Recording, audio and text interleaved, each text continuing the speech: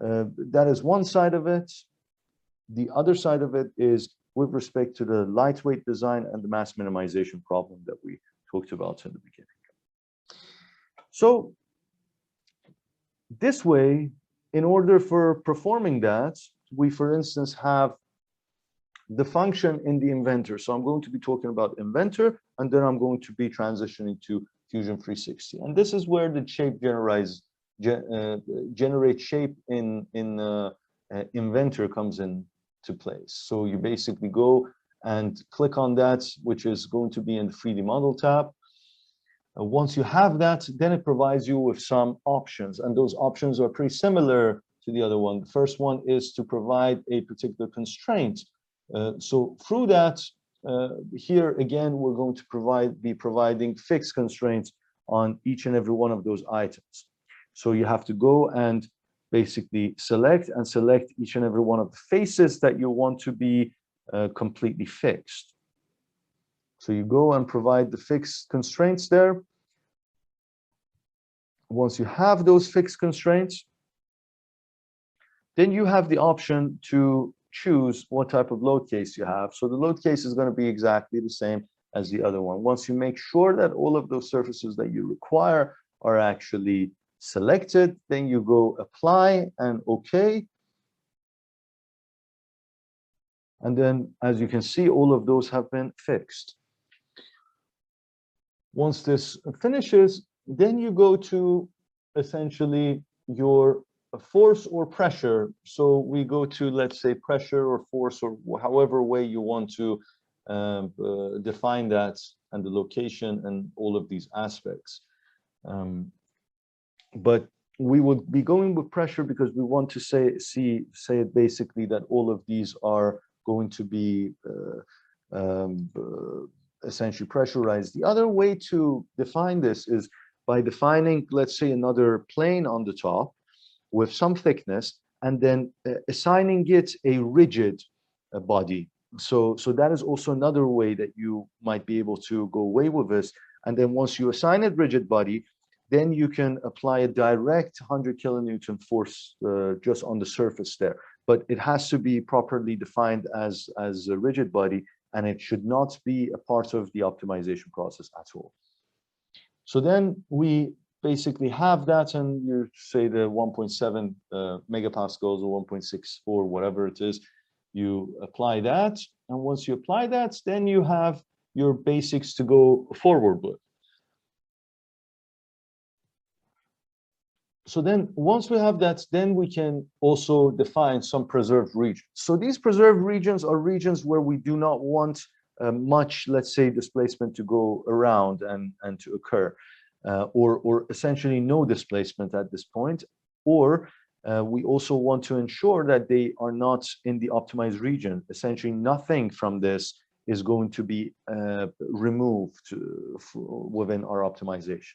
That's what that preserved region means. And typically, where you have your constraints and where you have your loads, you want to make sure that they are preserved, because if every time that you're going to change something from the load and those surface areas there on the top, or the constraints there, it's going to be quite challenging to be able to optimize it, and it might not actually withstand what we're about to be withstanding, which is that load. With respect to a particular amount of surface area that is going to be applied upon top. And then on the constraint section, also you have to provide that, because we do not want any parts of our supports to also be removed. When you say apply, you go back.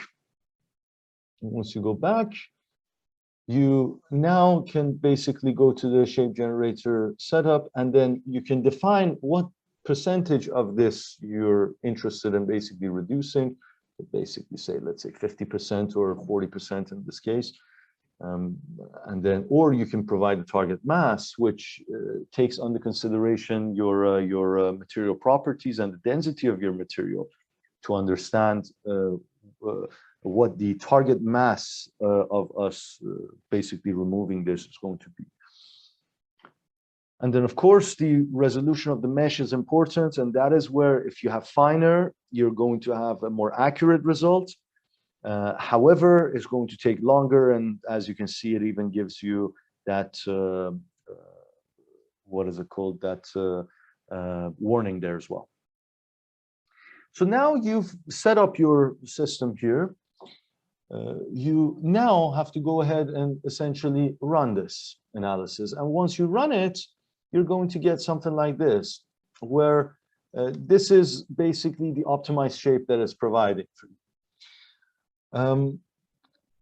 And when you see this optimized shape, is of course it's a bit it's symmetric about basically the not the XY axis, but the one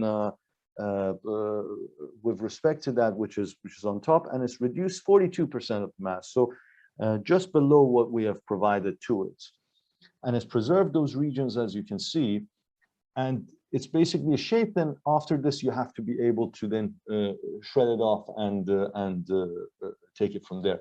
Now, what if we reduce that as well as, let's say, increase your part? So we did the shape generator first with respect to the more coarser one, and now we're doing it a bit finer.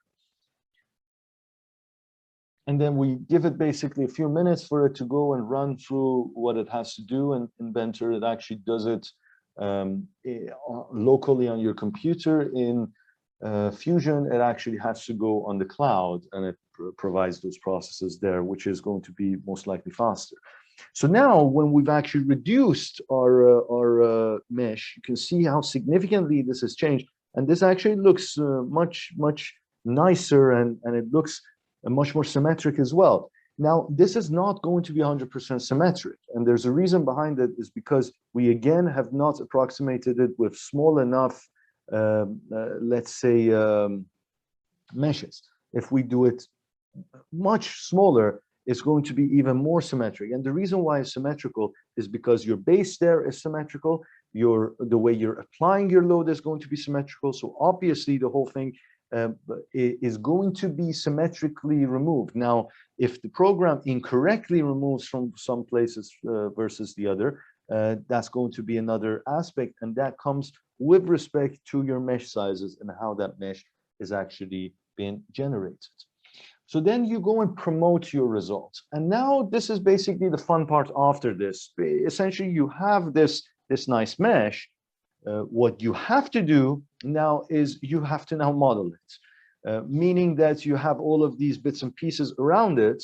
You now have to be able to go through it and then see how you can model this and take away. And this is what I mentioned, that this is not completely symmetrical. It looks symmetrical. It's not completely symmetrical because of the mesh sizes and some of those approximations in the methodology. But it's about close enough for it to be symmetrical. So what I'm going to do is, typically, if symmetry is also important for us, I'm going to go to the 2D sketch and getting one of these basically faces there, and then taking that face under consideration and seeing what we can do there. So I'll go with one of those faces. Really, if you model one of those faces and then rotate it and then push it together and intersect it, you should be able to get what you're supposed to be getting. And here we're going to be using various different types of commands. So we start from, let's say, rectangle. We do a rectangle, let's say, from the top to the bottom there. Once we get that rectangle, then we have basically, we're going to be taking some of those lines from one side and then shoving it together. If we have some lines there, we can use the line function and take it from there, and then, let's say, add fillets between different types of lines. If not, we can also do a spline methodology as well. You can do that, or you can do an arc, whatever it is. There's some options that you can use and implement. But we will do the line, which is the simplest one, but you have the option of choosing it and making it cuter. Then you can basically, go around and see where it is that you want to. So some of it is from the back side, some of it is from the front, right? But we want to basically make it in a way that is symmetrical.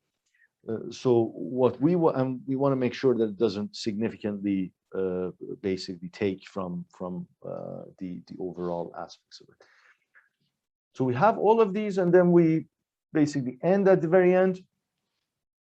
What we do is then we basically use a fillet, and with this fillets, we essentially go and add these, and then you can increase or decrease your fillet size as well. Like 2 millimeters is very small in terms of the radius that it's going to be providing. So you can increase that to let's say 20 millimeters, 30 millimeters, and so on and so forth. This is just so that the transition is a bit smoother. Again, you could have used a spline. This is much easier in Fusion 360. You can use a spline command and take a bunch of different points there, but you can also increase the amount of fillet, or you can add arcs in particular areas, or you can, and then you can adjust it as well and bring it up and down and so on and so forth.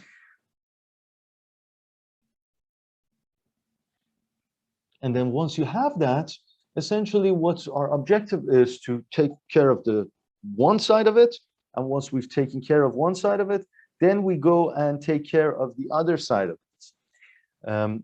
And by how we take care of that is by means of us essentially mirroring whatever we have from this side to the other side. And then once we have a surface, then we extrude it back, we create a hole, and then once we rotate it, we can go and find the intersection and take it.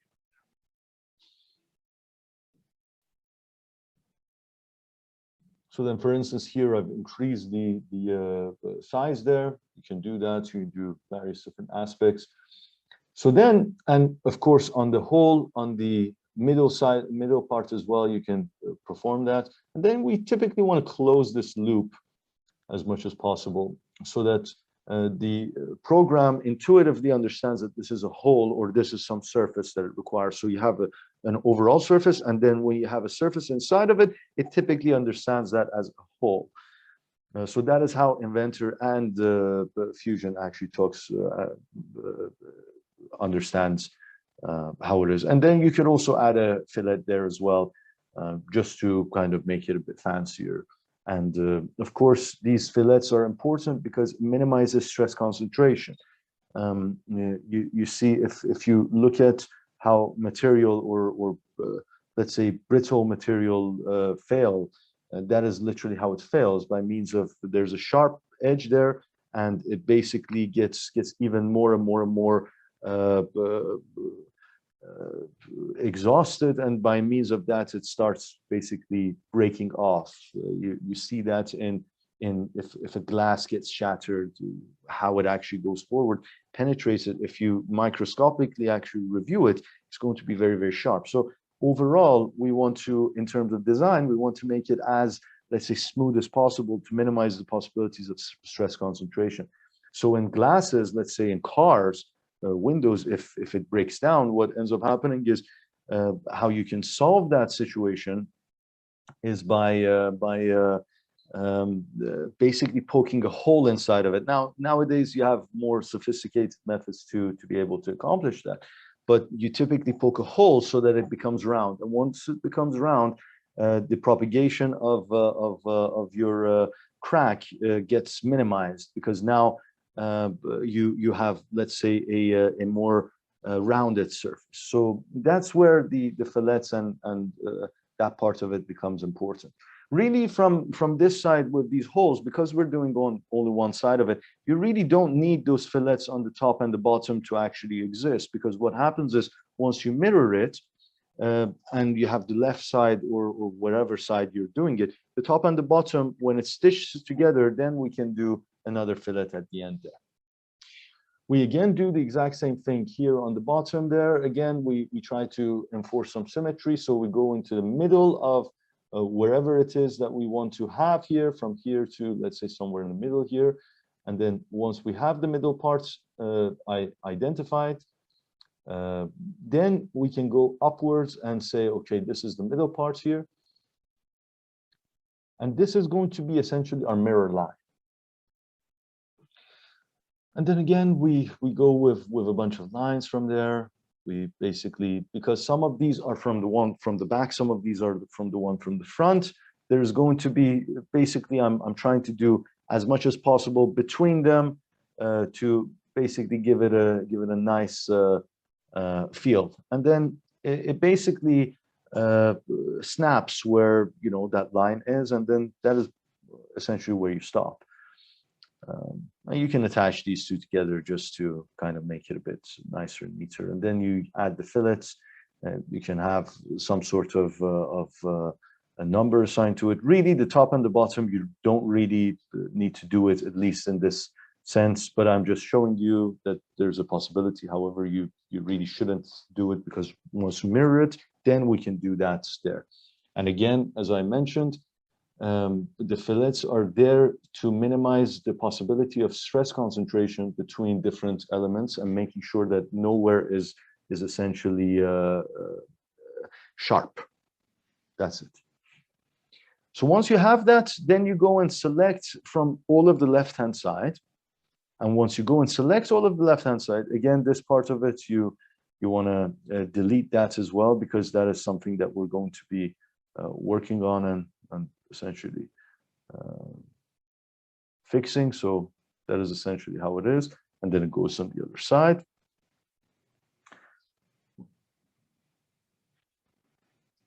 Go and select all of those, including everything else that is on the bottom there. So it's similar to AutoCAD. If you go from the left to the right, it only identifies, I believe, the ones that are fully enveloped. And if you go from the right to the left, it envelopes only basically specific ones. So here I deleted that by mistake, but you go there, take it from there. Again, if you go from left to right, it only envelopes whatever you, it only selects whatever you envelope complete.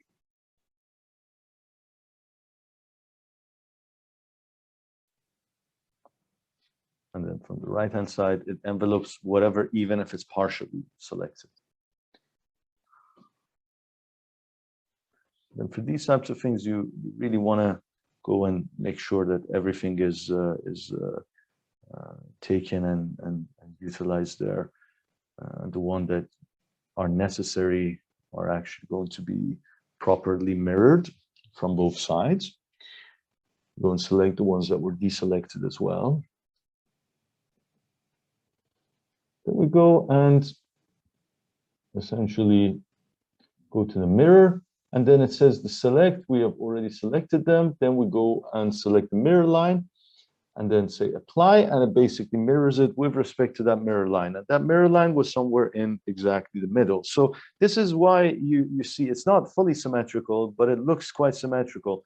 And I bet if we run this analysis more and more and more and optimize our meshing, there's a good chance that this would be at least to a good extent fully symmetrical.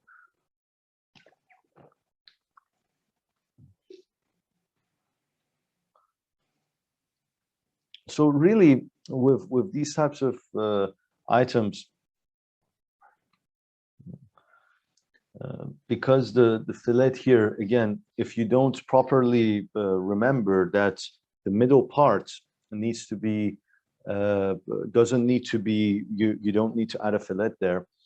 And then you can remove that and play it around. It's going to be a bit more challenging. So what you need to do is you need to basically make sure that you have a line that is going throughout, and then create two fillets from the left and the right hand side, and then take it from there. So I'm just going to go and make sure that this is removed and this is removed as well. Actually, we just take that to that point there, or we just add a particular line, and then we can either mirror that line again, but that line has to be a full line. It cannot be a partial line there.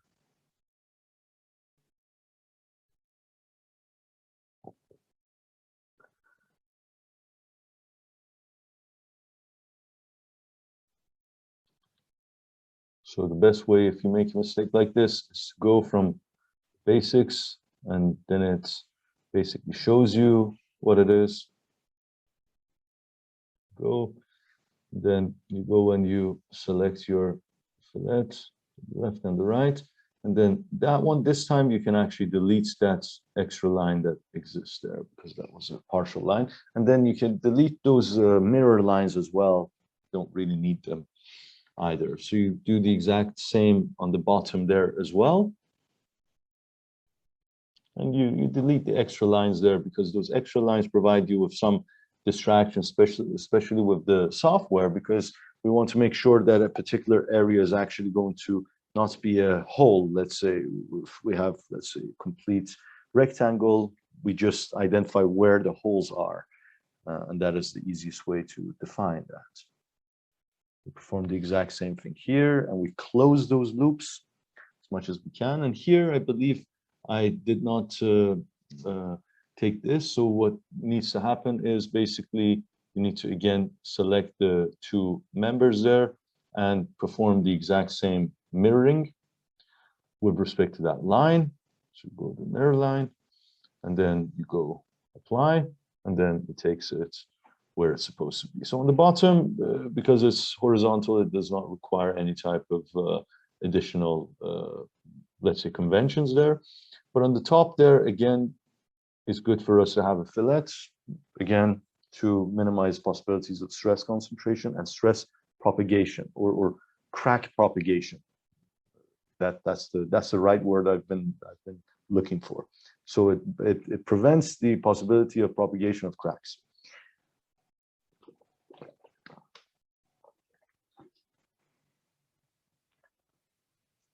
So now we have our nice surface.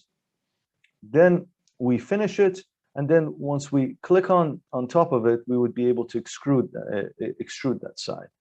And you see, like that particular line there is preventing from that right-hand side to also be included in the extrusion. So I wanted for you to also understand that those ones, and then it would be quite challenging to fix it. What you have to do is you have to go to the 2D sketch. You have to click on that line to go to that plane, and then you have to go and delete it. Once you delete it, then that surface also becomes together with what you have here as well. And then what ends up happening at the end, when you extrude it towards, this is what's going to be given to you. Essentially, from one side to the other one, you're going to have a hole there that you are working on. Now, in order for you to, again, break down what you have there, you have to create another surface inside of it. And when you create that surface inside of it, you have to go and create a box to create a hole underneath, okay? So this is basically how it is. And then either you can, again, go and model that there and then do another extrusion there, which is possible. Or if you really, really want to have a symmetric one, you basically have to go to that particular element and then rotate it or create a rotation there. And then here you basically do the exact same thing. If you really, really want to do it again, you can also perform it in that way and then perform that particular extrusion as well, and then take it from there. However, this is one way of being able to do it. My recommendation is to do it with respect to essentially how you have it here, and then once you have that, then you can go and find out where those parts that were intersecting were, and then remove those intersections there. And once you find and remove those intersections, you would be able to get a hollow structure. Now, in Inventor, I've given you basically the basic gist of what you have to do. And of course, you have to go and play around with it to make sure that you understand it. I found it, and my master's student, Tatiana, also found it a bit less intuitive compared to Fusion, which surprisingly comes from the same family, from Autodesk. But